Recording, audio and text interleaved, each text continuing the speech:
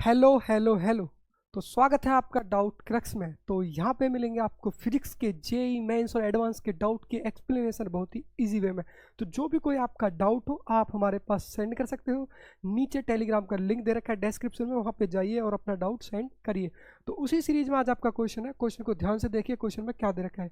Question में आपको दे रखा है the charge accumulated on the capacitor connected in the following circuit is। तो एक आपको ये सर्किट दे रखी है यहाँ पे, राइट। और यहाँ पे एक register R1 R3 and R2 and R4, ये 1 ओम 6 ओम 2 ओम एंड 4 ओम।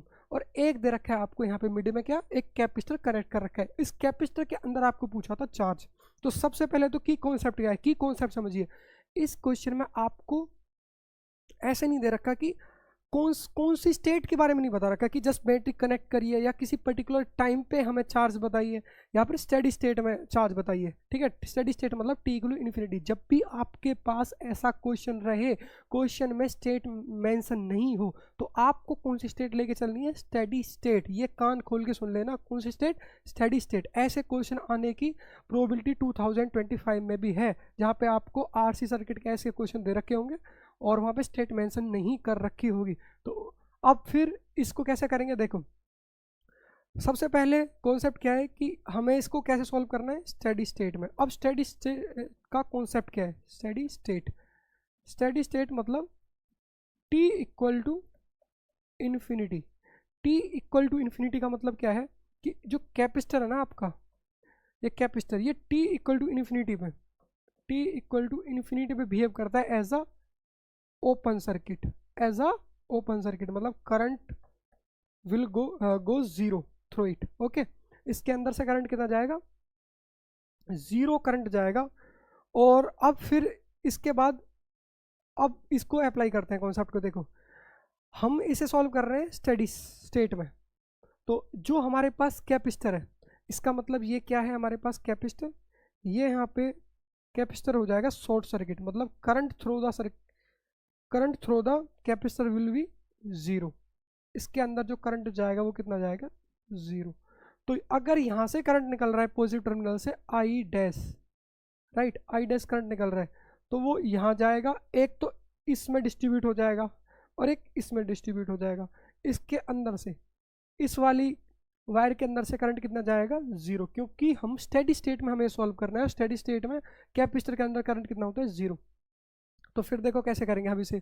अब इसके बाद हमें पता लग गया कि यहाँ से करंट जाएगा, यहाँ से मैंने माना यहाँ से जाएगा I1 और यहाँ से माना मैंने I2 करंट।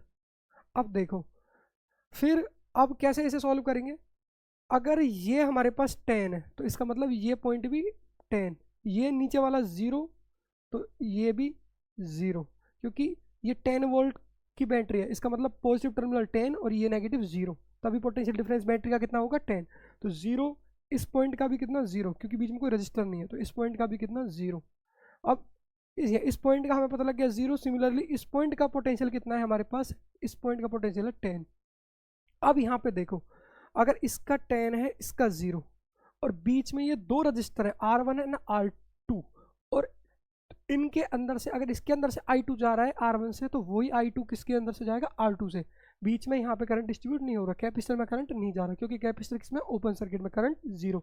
तो इसके अंदर से ये I1 करंट, देखो इसके अंदर से ये जो I2 करंट है, इसको माना था R1 के थ्रू I2 और R3 के थ्रू I1। तो अब इसके अंदर से करंट कितना हो जाएगा, 10 minus zero divide by R1 plus R2।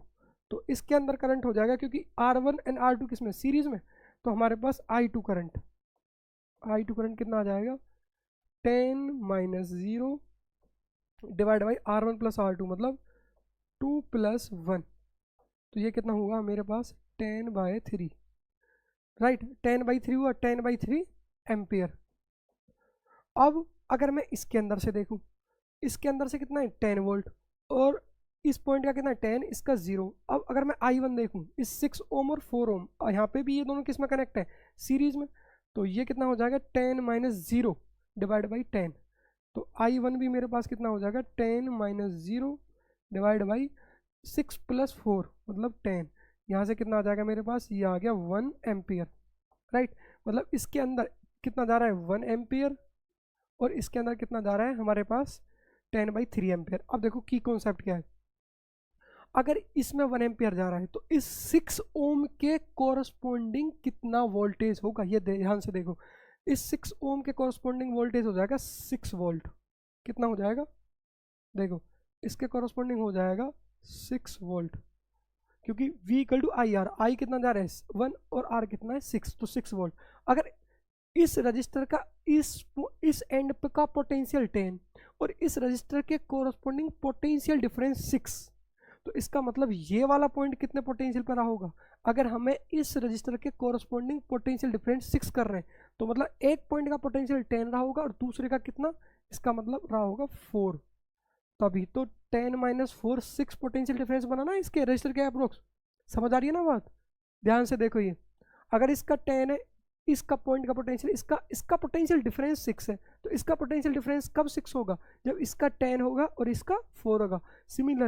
Similarly अगर इसका पोटेंशियल कितना है 10 और इसके अंदर करंट कितना जा रहा है हमारे पास 10/3 एम्पियर, तो इसके कोरस्पोंडिंग जो पोटेंशियल रहेगा, इस 1 ओम के कोरस्पोंडिंग जो पोटेंशियल रहेगा वो रहेगा V equal to I R. I कितना है 10/3 और R क्या है 1, तो मतलब 10/3 वोल्ट। अब ऐसे समझो, हमें निकालना है इस पॉइंट का पोटेंशियल, ठीक है।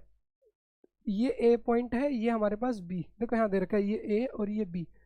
तो अब A पॉइंट का पोटेंशियल कैसे होगा, अगर इसका 10 है, इस पॉइंट का पोटेंशियल 10 है और इस रजिस्टर के कॉरस्पोंडिंग जो पोटेंशियल डिफरेंस है वो है 10/3 वोल्ट, तो मैंने माना इसका जो पोटेंशियल माना मैंने x, तो 10 - x ही तो 10/3 के इक्वल होगा।